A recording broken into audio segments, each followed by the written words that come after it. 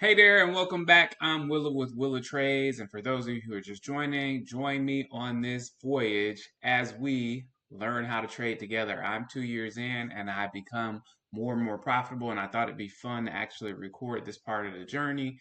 Probably should have started recording earlier, but here we are now, and I feel like it could be a real benefit to people. I'm a part of a couple trade groups, one I listen to and get on every day. And one of the things that I see is a lot of people at about that 2 year point is when they start to take off. But before then, and some people it takes a little bit longer, you get a lot of people who are interested in quitting. And I think that that's just a bad idea if you decided to do something.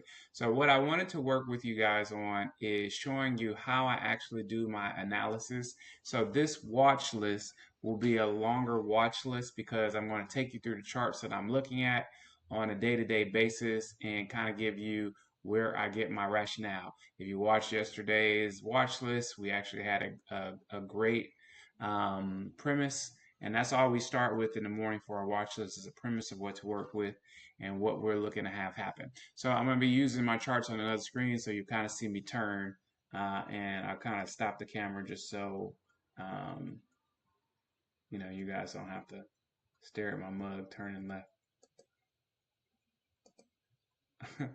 Or maybe not. Maybe we'll just throw you some confetti. All right, let's just get started. Okay, so I'm going to show you. I use three different screens. Okay, you've probably seen the screen that I usually do the most. One carries the SPY 5 minute and QQQ 5 minute. I've got another where it has SPY 1 minute and NQ on it for the 5 minute. And you've probably seen that. You'll see that in another video. And that one also carries NVIDIA just because they say don't revenge trade, but I feel like Nvidia owes me money.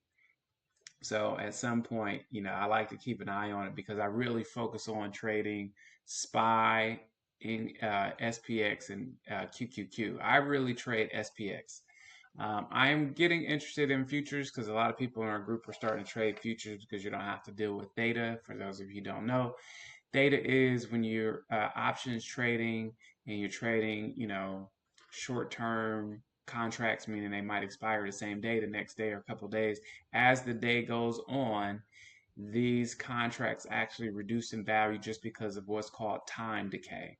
So time decay, because the options usually they go to zero at the end of their period. But what you see before you right now is you see QQQ on the 1 minute. Mind you, I keep a separate screen where I have it on the 5 minute, but I like to look over and kind of see how the candles are forming in the 1 minute because a couple of my strategies actually require me to see a certain formation along with watching the 5 minute. Now I'm looking at the 5 minute, but I'm watching the formation of each 5 minute candle is kind of how I like to look at it. And you can see here on my middle screen, there's the 15 minute for QQQ. Excuse me, SPY. I don't use the 15 minute on QQQ, but I do use it on SPY. And it was actually a good chart to use yesterday because I'm going to show you something. Sometimes you will have a chart, you'll be trying to trade on the 5 minute and you'll try to wonder what's happening. But if you look at the 15 minute, it really respected this 200 SMA line yesterday. And so if you were taking a trade from here to here or point to point, funny enough, this actually stopped on QQQ. This was the 61% area on QQQ. I'll show you that in a minute. But if you noticed, it kind of respected this level throughout the day until, almost through the end of the day. Now, there was some give, but if you're taking a trade and this is your stop point, if you're starting here and this is your stop point, or you're starting when we break back above, then you actually had some really good trades yesterday. This was the ideal trade for me here. Let me see if I can circle that. See if my drawer is working today. Right here, this was my ideal trade on the 15. That's how it looks on the 15 minute. It looks much different on the 5 minute. But you can get an idea of sometimes it'll respect it. If you look here, it's still respecting it. You'll look at it on the 5 minute. Let's go to the 5 minute. And it wasn't respecting the 200 SMA at all, almost 0% of the time. So the 15 minute, it worked better. But there are some days where I'm looking for a trade and I'm using the 200 or the 100 SMA. You can see here at the top of the screen, I have a 21 EMA, a 55 EMA, a 100 SMA, a 9-minute EMA, and a 9 EMA, and a 200 SMA.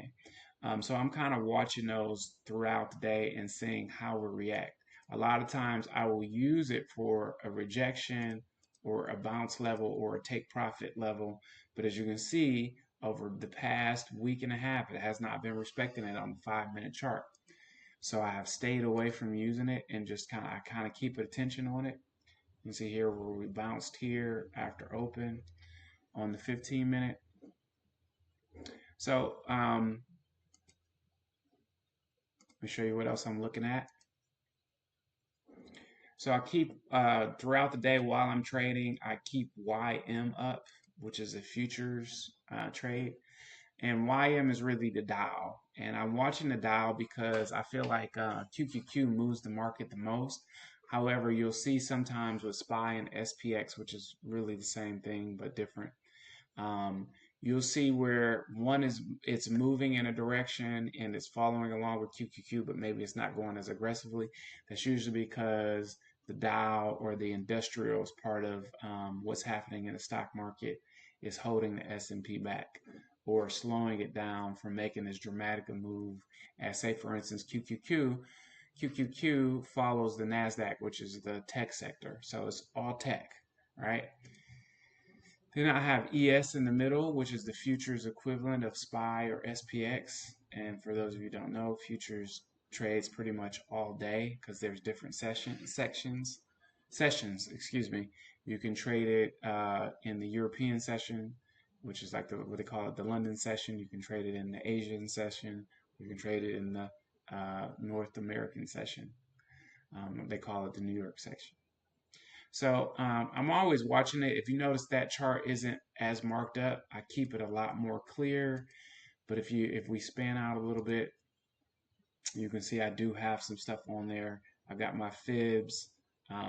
Particularly, I'm watching very closely this 61.8% today for rejection, kind of what happened on QQQ yesterday.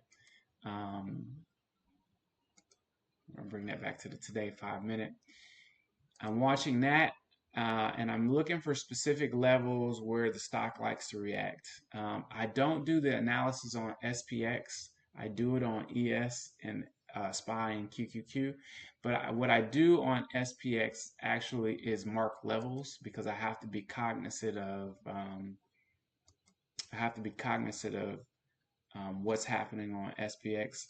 So I'm always looking. You can see there are levels here. I'm always looking for where we react or where we see some level of confluence. Like you can see here, this 5,400 is actually a strong area. If we backed all the way out to the last time it was at 5,400, it also was a strong area. And you can see 5,200 was also a strong area. So I'm looking for areas where it shows to be strength, and that's what I'm marking out. I'm also looking at gaps because gaps have a tendency to be filled. So you'll see that the market will move toward filling those gaps. I expect today that we'll likely fill this 8-2 gap if the news is good at 8:30. And break it back down to today 5-minute. Here's the QQQ chart. So the trade for yesterday actually happened on this chart, even though I trade SPY and SPX. I'll show you what I mean. Here's a 5-minute. If you notice, I was looking for the 61.8% fib reject. And if you notice, we got here right at 61.8%. There was a mild rejection, a retest, and then a rejection. So that was my ideal trade. That's my style. And that's on the 5-minute. If you break it down, and this is why I like the 1-minute, for when I'm making an analysis on a trade. Okay, that should be it.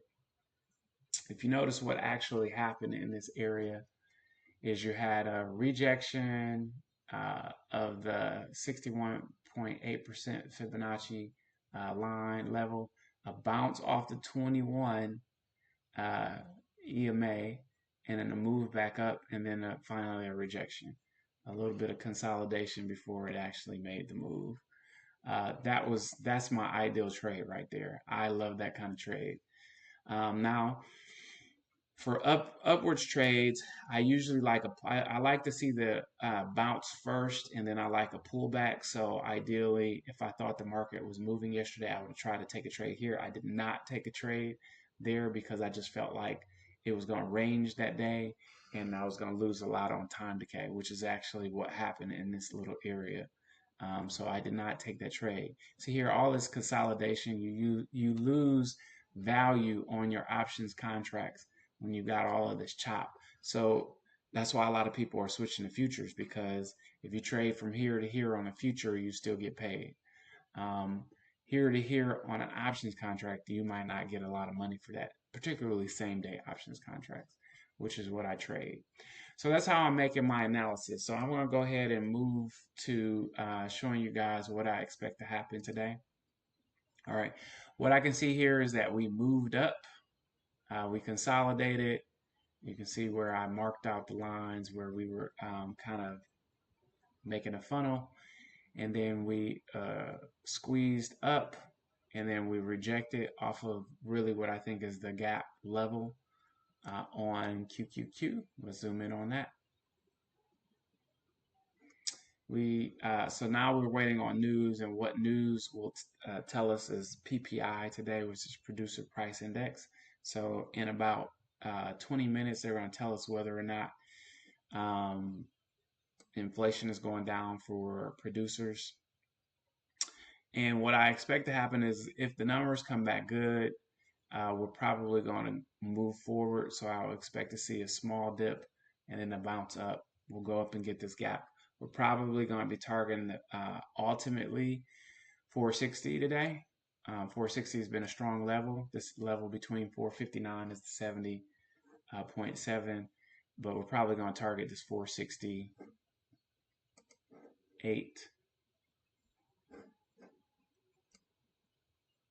Excuse me. Let me see if I can get that.